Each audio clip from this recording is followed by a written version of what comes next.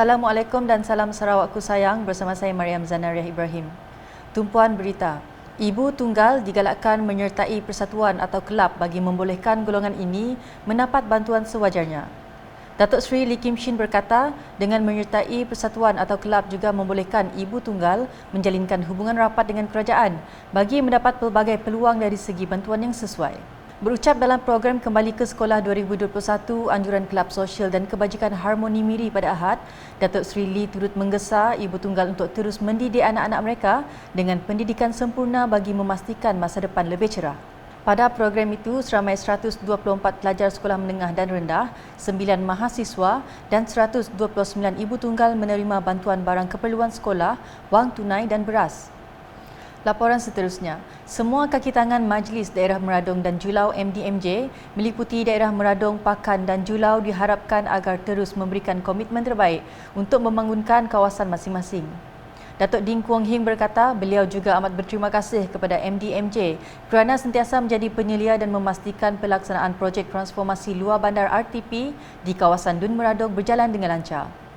Beliau berucap demikian semasa menghadiri Majlis Makan Malam Mesra MDMJ di Kingwood Hotel Sibu pada Jumaat. Dalam ucapannya, beliau turut mengumumkan prasarana Taman Rekreasi Bintangor akan dinaik taraf setelah peruntukan daripada Kerajaan Sarawak diluluskan oleh Ketua Menteri, Datuk Patinggi Tan Sri Dr. Abang Abdul Rahman Zohari Tun Datuk Abang Openg.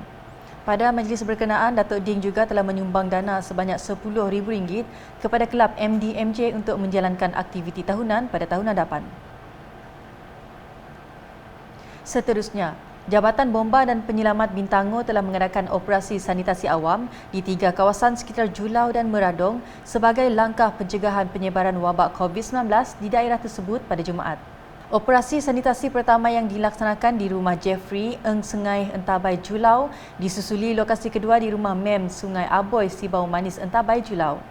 Manakala lokasi ketiga pula bertempat di Dewan Masyarakat Bintangor. Proses sanitasi menggunakan seunit manual knapsack sprayer 10 liter dan seunit mist blower 10 liter. Beralih dengan laporan harian COVID-19, Jawatankuasa Pengurusan Bencana Negeri JPBN Sarawak menerusi kenyataan media pada Ahad melaporkan 24 kes positif baru COVID-19 merangkumi 7 daerah menjadikan jumlah keseluruhan meningkat sebanyak 252,199 kes. Daerah-daerah yang terlibat adalah seperti berikut.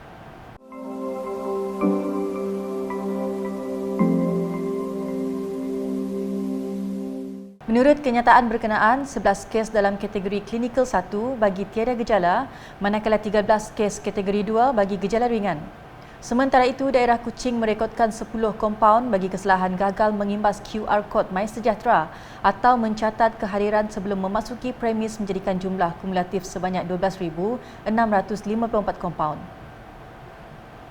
Ke perkembangan sukan, sebanyak 89 pasukan petong telah menyertai kejohanan Petong Triple Open 2021 Piala Muhammad Chi Kadir yang diadakan di gelanggang Petong Pantai Tanjung Kembang pada Ahad. Dalam ucapan perasmian, Muhammad Chi Kadir berkata, daerah Kabong dapat dijadikan lokasi kejohanan petong di peringkat antarabangsa. Sehubungan itu, katanya, gelanggang petong di kawasan Kabong akan dinaik taraf bagi tujuan tersebut. Menurutnya, objektif kejohanan petong Anjuran Persatuan Petong Sarawak itu untuk memperkenalkan Kabong sebagai destinasi pertandingan petong terkemuka di Sarawak. Selain itu, pertandingan tambahnya juga bertujuan melahirkan bakat-bakat baru di kalangan remaja dan menjadikan petong sebagai sukan utama di Kabong. 89 pasukan yang menyertai kejohanan ini datang dari Bintulu, Mukah, Daro, Sarike, Sibu, Bemel Bintangor, Kuching, Semarahan, Semerak, Simanggang, Saratok, Kabong Unit PGA, Penjara, Kuching Waterboard, Jabatan Perhutanan, Jabatan Tanah dan Survey serta kaki tangan Jabatan Pendidikan. Sementara itu, pandemik COVID-19 tidak menghalang penganjuran kejohanan Sarawak Fighting Championship SFC 2021 yang berlangsung dengan jayanya dari 21 hingga 23 Disember bertempat di Kompleks Yayasan Sarawak. Edisi kedua SFC menyaksikan seramai 44 peserta lelaki dan perempuan mengambil bahagian dalam 22 bout melibatkan pelbagai kategori Muay Thai, tinju dan kickboxing. Dilangsungkan dengan pematuhan prosedur operasi standard SOP yang ketat, kejohanan kali ini mendapat sambutan yang cukup memberangsangkan dari peserta Muay Thai dan kickboxing dari Kuching, Semarahan, Bintulu, malah dari Persatuan Muay Thai Sabah. Ia dianjurkan oleh Persatuan Muay Thai Negeri Sarawak PMNS dan Persatuan Kickboxing Negeri Sarawak dengan kerjasama SFC, Kementerian Belia dan Sukan Sarawak KBSS, Perbadanan Sukan Sarawak SSC, Majlis Sukan Negeri Sarawak MSNS dan disokong oleh Persatuan Muay Thai Malaysia PMM.